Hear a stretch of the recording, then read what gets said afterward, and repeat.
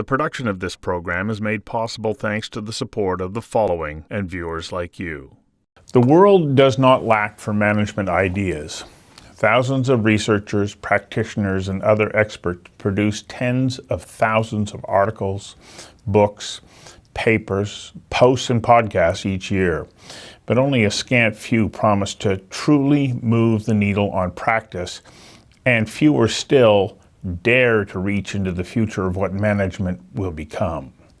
It is this rare breed of idea, meaningful to practice, grounded in evidence, and built for the future, that we seek to present, says Robert Holland, the editor-in-chief of MIT Sloan Management Review.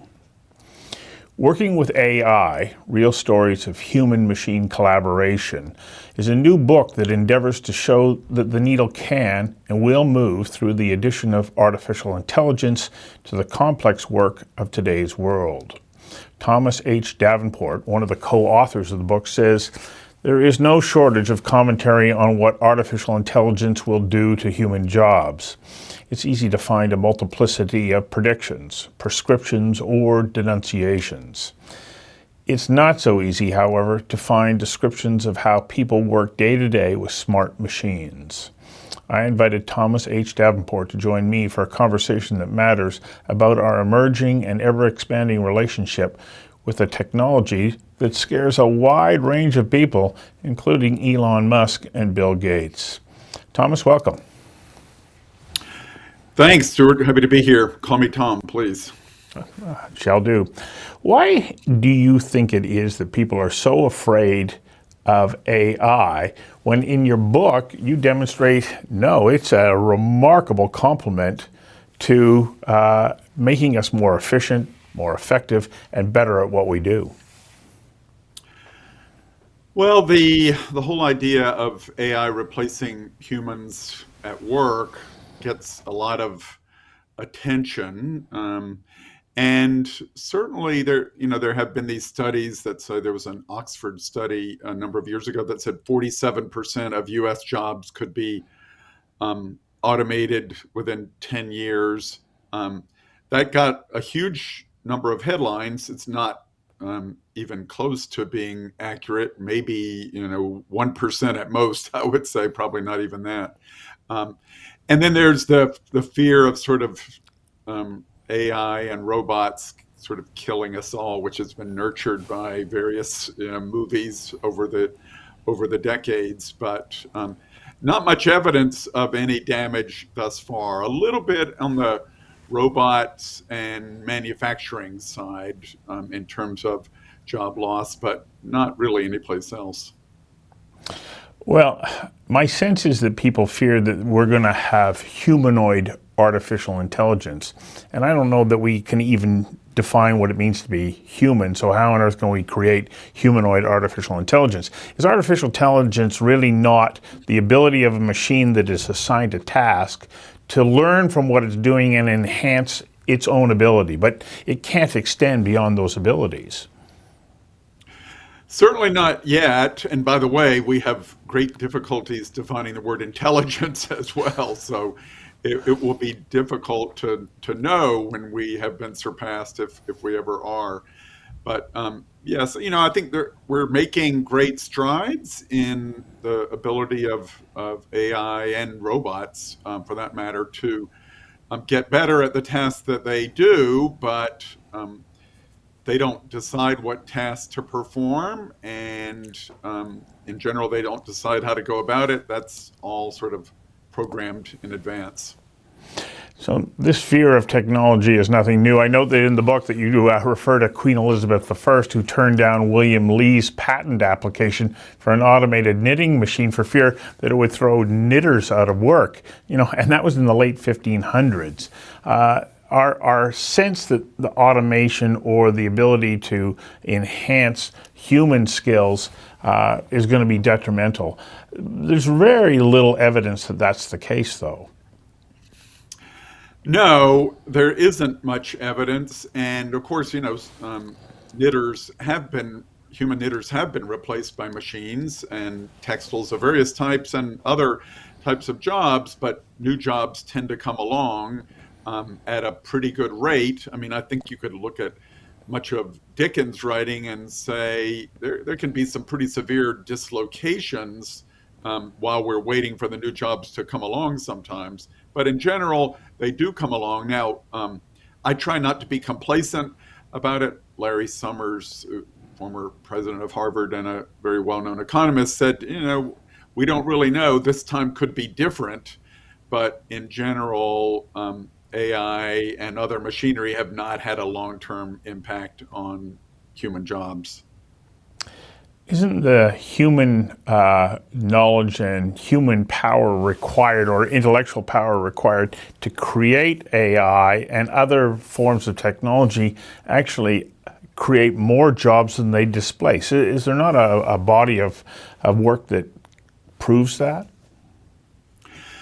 I don't think that it's been proven. It has certainly been suggested. I mean, the World Economic Forum did a study, although it's largely speculative, saying that I don't know, something like 75 million jobs would be lost because of AI, and then I think the number was 115 million jobs would be gained because of it. But all of these are speculations. We don't really have a good way to even measure how jobs are lost for any particular technology. And as I say, in manufacturing, there have been some fairly careful studies showing that every new robot displaces about 3 jobs in the United States, but that doesn't necessarily hold in other countries, and it doesn't reflect the creation of new jobs. You co-authored another book called Only Humans Need Apply. What was the thesis around that? Well, that one, which I co-authored in 2016, it really started out with a different angle. And we might have called it initially No Humans Need Apply, because I, at the beginning of the research, was very worried about the impact on jobs. But as we looked more deeply, we found out that augmentation of human labor was a lot more likely future than large-scale automation. And we found out that someone else had taken the title of No Humans Need Apply, so that helped dissuade us. But it was about the ways, and we identified 5 different ways that humans can avoid the impact of smart machines on their labor and their work. And so throughout that book, we detailed the 5 approaches and a number of examples of each one. I got you to hang on for a second while we take a quick commercial break. We'll be right back. The production of this program is made possible thanks to the support of the following and viewers like you. You use the word augmentation. Is that really the power in artificial intelligence in the workplace, that it's augmenting, not replacing? I think it is. And, in some cases, I view the augmentation as bidirectional. In some cases, we augment the machine. In some cases, it augments us. And in different jobs, there are sort of different levels of augmentation. You may have seen a number of hospitals now have surgical robots, but there isn't much intelligence in them at all. And the human surgeon is doing about 80% of the heavy cognitive lifting. They're deciding what to do and where to cut and so on. On the other hand, if you're applying for a credit card in a bank, a human may not see your application at all, and the AI is going to do the vast amount of the work. So I think there's a spectrum there, but in general, it's humans and machines, collaborating effectively to get whatever job done they're trying to accomplish. I like the line that you use, humans in the loop. And in your case studies, you demonstrate that sometimes the humans will maybe take a back seat to AI, but at other times, AI cannot step up to the line and function on its own. It requires human intervention. Were you surprised to see that? Because there seems to be this sense that, well, no, once you start moving down the AI path, that will replace the human in that work function. Well, I wasn't too surprised because I'd written this previous book glorifying the idea of augmentation, and I've looked quite carefully, for example, at the idea of fully autonomous vehicles, and we seem to be struggling. In fact, we've been struggling for 30 or 40 years with that um, ideal of not needing any human driver at all. We get closer and closer to it, but there are always some circumstances that seem to require a human be involved in one way or another. I actually heard a very interesting analysis of why we're not moving to fully automated vehicles. And there were two reasons that were cited. Number one, a lot of people really like driving and they don't want to hand that off to some other machine. And the second component is that insurance companies aren't so sure that they're willing to place the risk of liability on a machine. And so this goes to show, yeah, we have all these things that are enhancing our ability to be safer drivers because AI is already at work for us, but we don't want to completely give over control. Well, I think that's true. I mean, my view is that autonomous vehicles are not quite ready for us to hand over control, even if we were willing to. But there have been people who made the argument that there are certain spheres of human activity where we humans would really prefer, being served or entertained or driven around by other humans than by machines, and that would limit the adoption of highly capable AI, even if it were ready to take over in that particular sphere. This is our second break. We'll be back in a moment. The production of this program is made possible thanks to the support of the following and viewers like you. I want to come back to the topic about displacing jobs. And one of the outcomes that we've seen from COVID-19 is that across so many sectors within the economy, we keep hearing about a labor shortage. And so is it not even more important for us to look for those AI solutions that can help to support the workforce and the economy? Yeah, I mean, in general, we're spending a lot on these technologies, and if we aren't getting some benefits in terms of increased productivity, it's a bad investment. So I do think that we need to find some ways to reduce the amount of human labor in some cases. I wrote a little piece recently, a magazine article in Forbes about Bank of Montreal actually using, quote, digital workers. These were more sort of software robots called robotic process automation than real AI. But in the early days of AI, vendors rarely said that they could replace human labor. But now they're sort of coming out of the closet a little bit and saying, oh, no, we have digital workers that can replace human workers. I'm not sure that's entirely true yet, but there is, I think, in this period of great labor shortages. I was talking this morning with someone from Amsterdam. They don't have enough people to work in the airport, so there are huge lines. He took the train to London instead of flying. It seems to be all over the planet. So because of those labor shortages, I think there will be more openness to AI that at least takes over some critical tasks.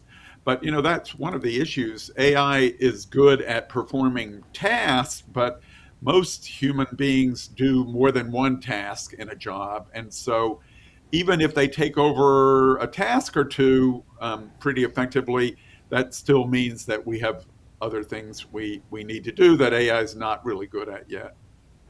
It doesn't look to me like AI is that effective in creative industries. And I'll use my own industry as an example. When I'm editing, when I edit this interview, I will, because I have to generate a closed caption for the broadcaster, I use an automated service to do that. It's fast, it's efficient, it's pretty darn good, and it saves us a lot of time. But the actual creative work, AI can't do it.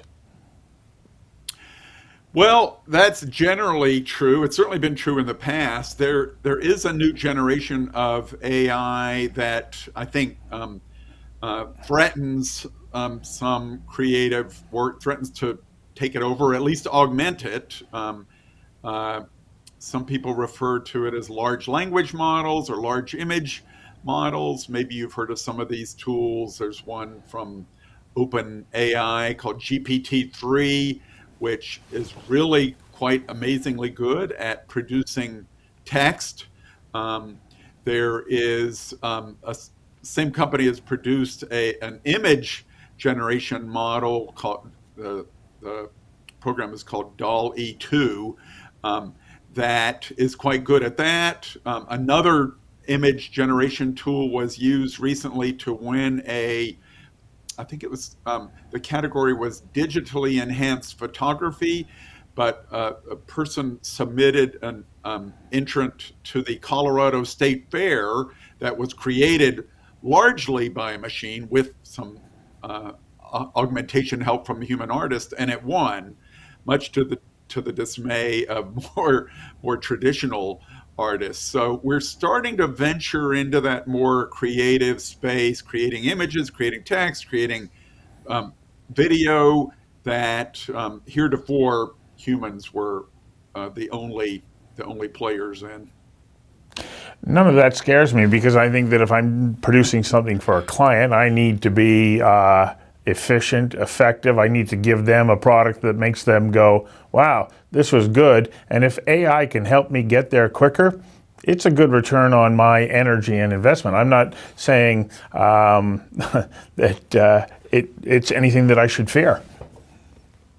Well, I think that's a good attitude that more people should have, and it's reflective of how you really use these new. Some people call them generative technologies. You need a human up front, a smart and creative one, to kind of prompt the system to come up with some output.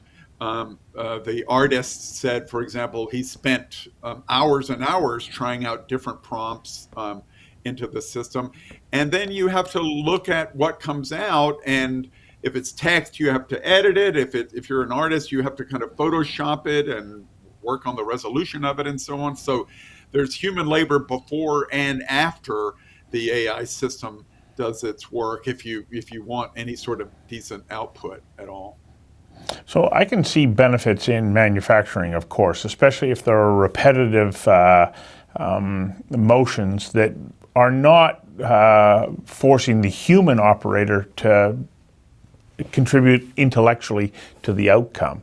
Okay, well then let's remove that person from that job and put them into other endeavors or opportunities that we can really benefit from their insight. One area that I find AI really comes up short is in the service industry, especially if I'm online and I'm talking to some talk bot or something like that. I wind up clicking off and I'm frustrated with the experience, and I don't think that it's a good customer outcome. Are we finding that in some of your case studies? Yeah, I mean, we mostly talked about success stories in this book. There was one sort of semi-failure, I would say, or at least very slow success story involving hamburger flipping with a robot called Flippy, although even it seems to be catching on a little bit. But in general, yeah, some MIT economists refer to what you're describing as so-so technologies. They aren't really good to satisfy anybody. They don't lead to replacement of humans. They don't make customers happy. And I think it actually is possible to create some highly capable, chat bots or conversational AI systems. But most organizations don't really want to spend the money. Those systems cost a lot and require a lot of effort to configure and implement. Um, they got into the chatbot game because they want to save money, not spend more money. So you're right. I think it's been a pretty frustrating experience for many consumers. Third and final break. We'll be right back. The production of this program is made possible thanks to the support of the following and viewers like you.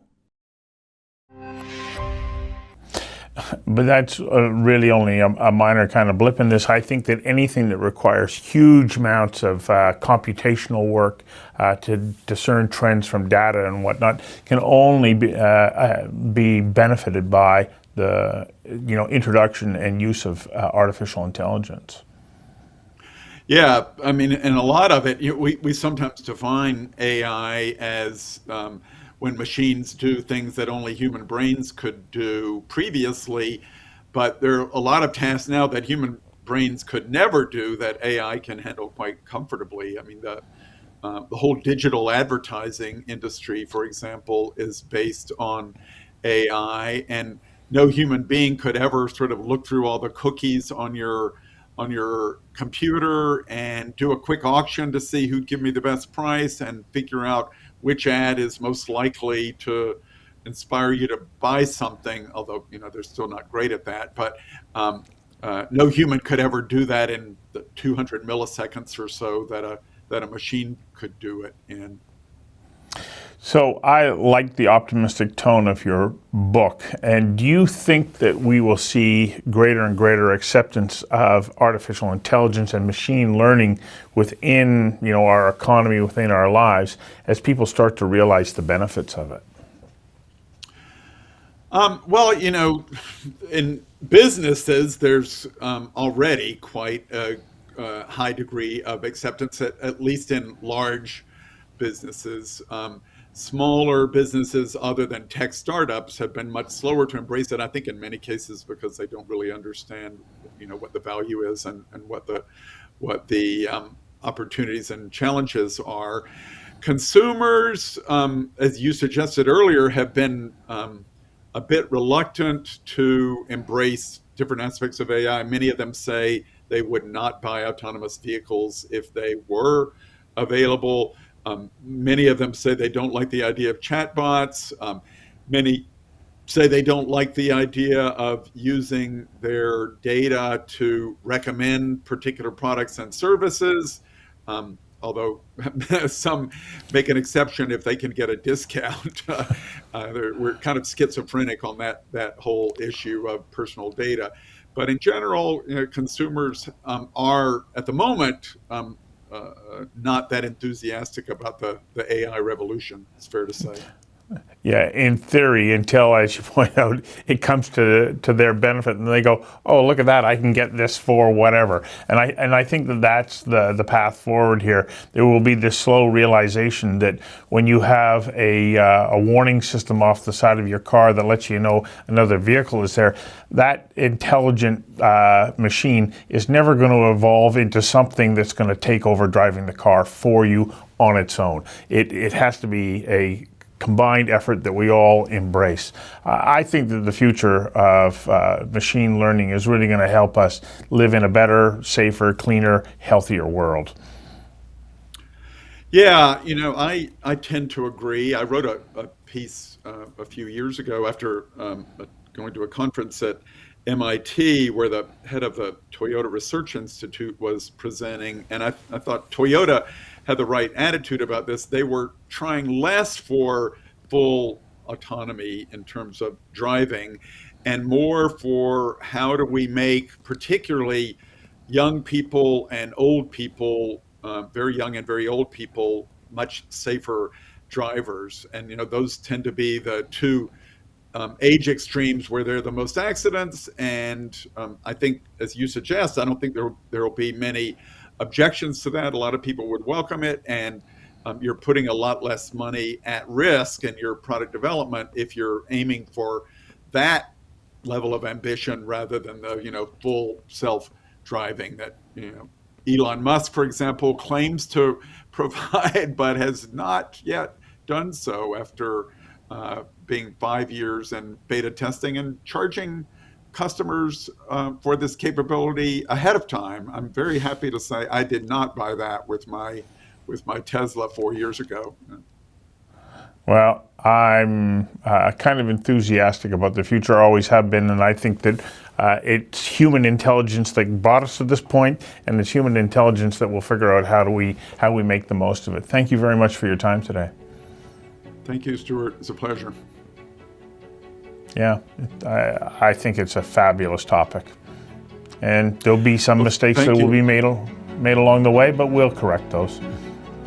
Yeah, well, I think